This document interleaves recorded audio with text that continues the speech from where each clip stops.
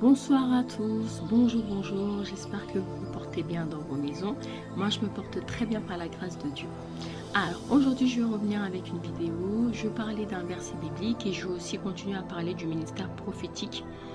Donc voilà, et aujourd'hui on va parler de ce verset que nous connaissons, mais il est important de décortiquer ce verset, que le verset Matthieu chapitre 5, 39. Dans ce verset le Seigneur dit « Mais moi je vous dis de ne pas résister aux méchants. Si quelqu'un te frappe sur la joue droite, présente-lui aussi l'autre. » Alors, résister ici aux méchants, ça veut dire tout simplement ne pas rendre le mal pour le mal. D'accord? Résister aux méchants, ça veut dire que si une personne te fait quelque chose, tu n'es pas obligé de rendre l'appareil. En fait, tu n'es pas obligé de rendre la monnaie de la pièce. Que ce soit Dieu qui soit celui qui te justifie. Il dit à Dieu la vengeance, à Dieu la rétribution. Que ce soit Dieu qui te justifie. D'accord? Résister aux méchants, cela signifie donc ne pas rendre le mal pour le mal. Donc, ensuite il dit, si quelqu'un te frappe sur la joue droite, présente-lui aussi l'autre. Ça ne veut pas dire que si une personne te frappe sur une joue et que toi tu vas venir là, tu vas lui présenter une autre joue pour que la personne te frappe encore. Non, c'est pas ce que ça signifie.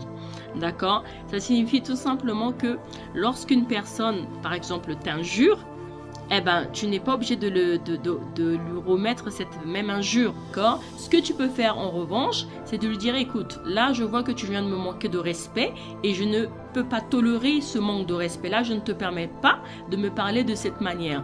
Donc, soit, je te demande de me parler avec plus de respect, ou soit je vais partir de cette pièce, ou soit tu demandes à la personne de partir de la pièce.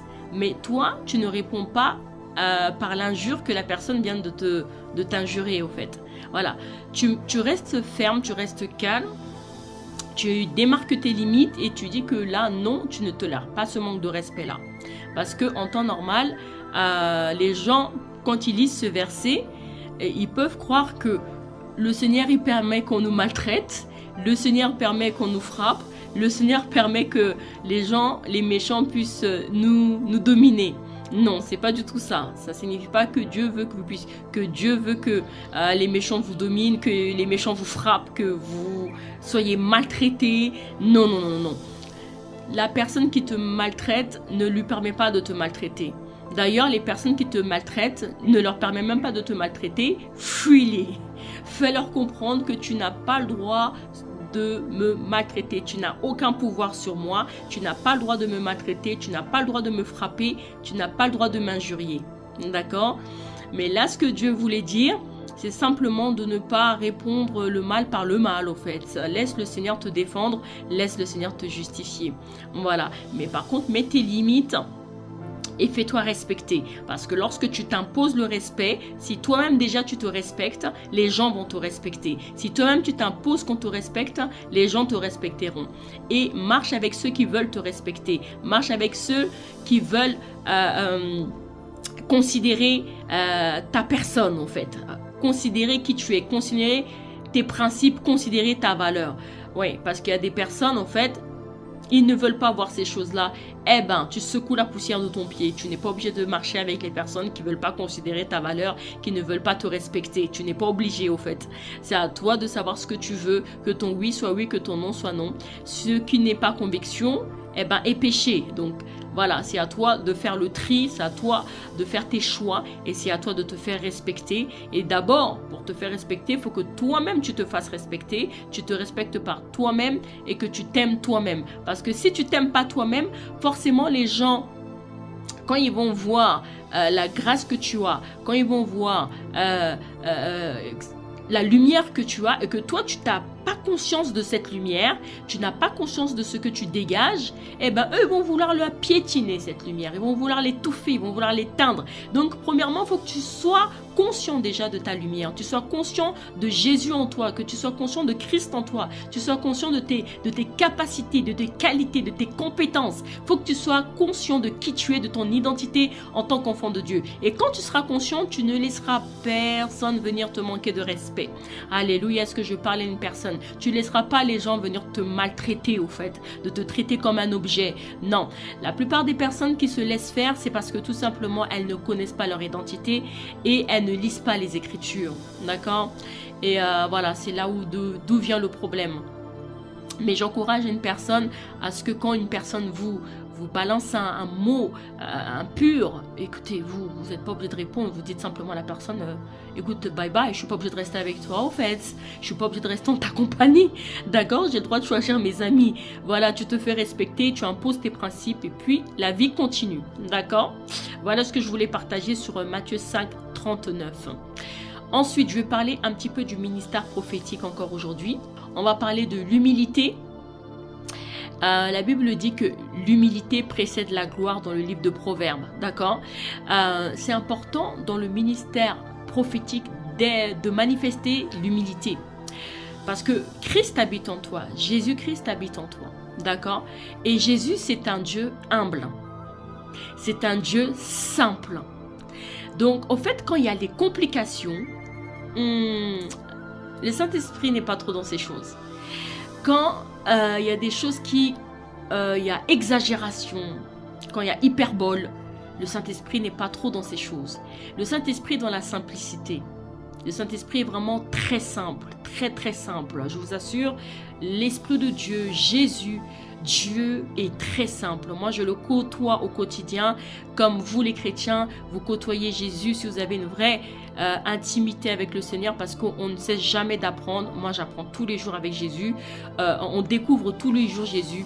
Donc, on apprend de tous les jours. Moi, j'apprends tous les jours. Même si j'ai reçu Jésus, j'avais 18 ans. Mais même à cet âge-là, aujourd'hui, j'apprends encore de Dieu. J'apprends, j'entends, j'écoute. J'aime écouter les enseignements des personnes que le Seigneur me met à cœur. J'écoute beaucoup les personnes qui sont matures, les hommes de Dieu, qui ont la crainte de Dieu, qui sont matures. Et voilà, j'aime écouter parce que au travers des hommes de Dieu ou des femmes de Dieu, tu peux aussi recevoir la sagesse divine. D'accord?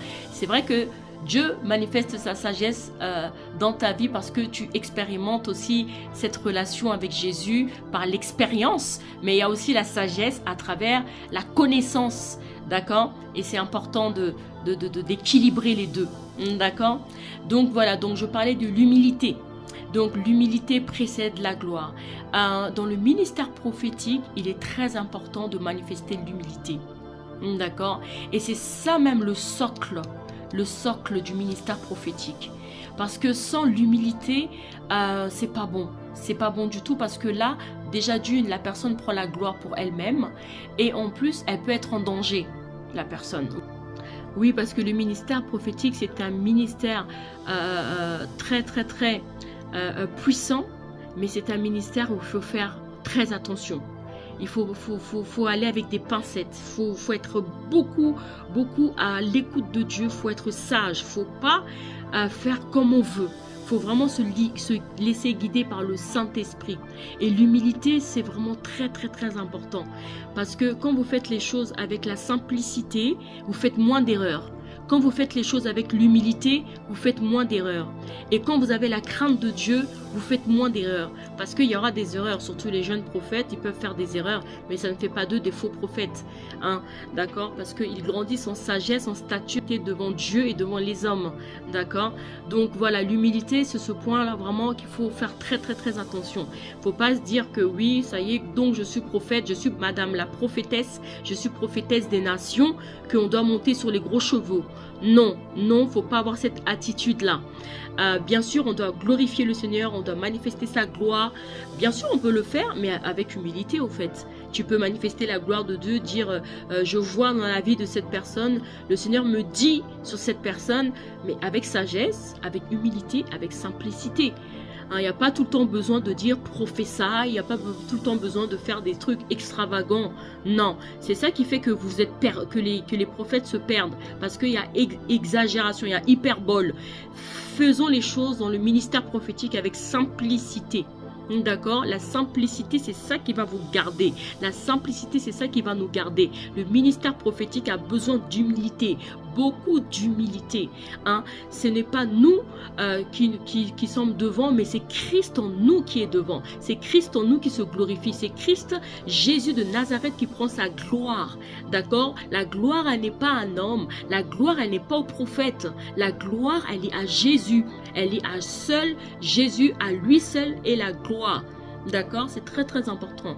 L'humilité, moi je prie beaucoup pour ça, parce que je sais que le ministère prophétique, c'est un terrain où vraiment il faut faire très attention. Donc je prie beaucoup pour l'humilité, je demande à Dieu beaucoup d'humilité. Mais je pense qu'une prophétesse ou un prophète a tellement vécu des épreuves difficiles, a vécu le brisement, la mise à part, la consécration, que l'humilité aussi se développe naturellement. Mais c'est pas pour autant que on doit dire je suis humble tous les jours. Non, il faut surveiller tout ça. Il faut garder votre cœur. La Bible dit garde ton cœur plus que toute autre chose. Même si les épreuves vous ont aidé à manifester et à développer cette humilité, c'est vrai, le Saint-Esprit a manifesté un grand travail au-dedans de nous par rapport aux épreuves concernant le ministère prophétique, mais ça ne veut pas dire qu'on doit plus veiller à ça. D'accord? Il faut continuer à veiller sur l'humilité. D'accord? Aujourd'hui, je vais arrêter là. Je parlais que sur le plan de l'humilité. Et la prochaine fois, je reviendrai avec d'autres points concernant le ministère prophétique. Voilà, je prie pour vous, je prie pour les prophétesses.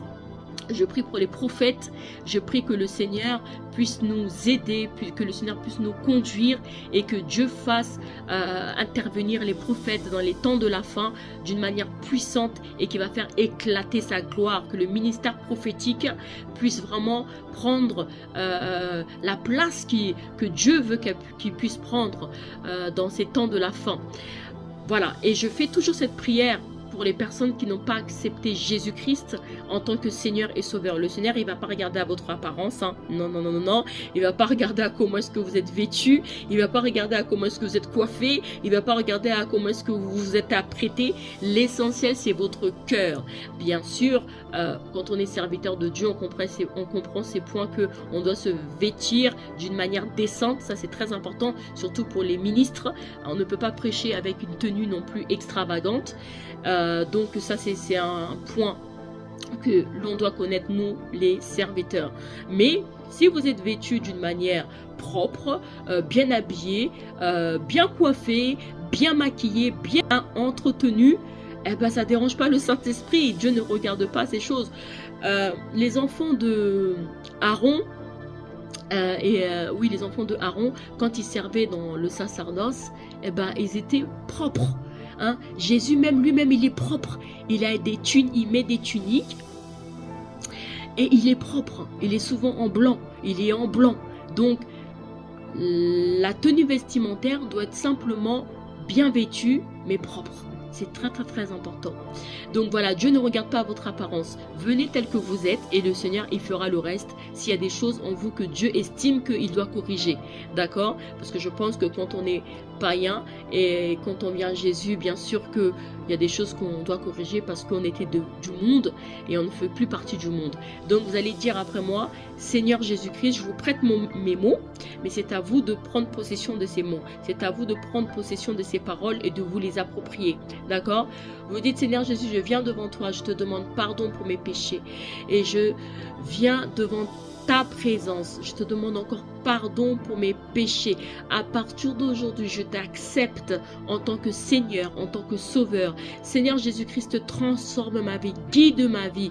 Fais de moi une créature nouvelle. Change ma vie, que tu t'installes dans mon esprit, dans mon cœur, en tant que Seigneur, en tant que Sauveur. À partir d'aujourd'hui, je fais de toi mon Seigneur et mon Sauveur. Accepte-moi en tant que ton enfant bien-aimé. Merci Jésus-Christ, au nom de Jésus. Ainsi, je t'ai prié. Amen, amen, amen. Et si vous voulez, vous pouvez dire « Je t'aime à Jésus ». Que Dieu vous bénisse et je vous dis à très bientôt.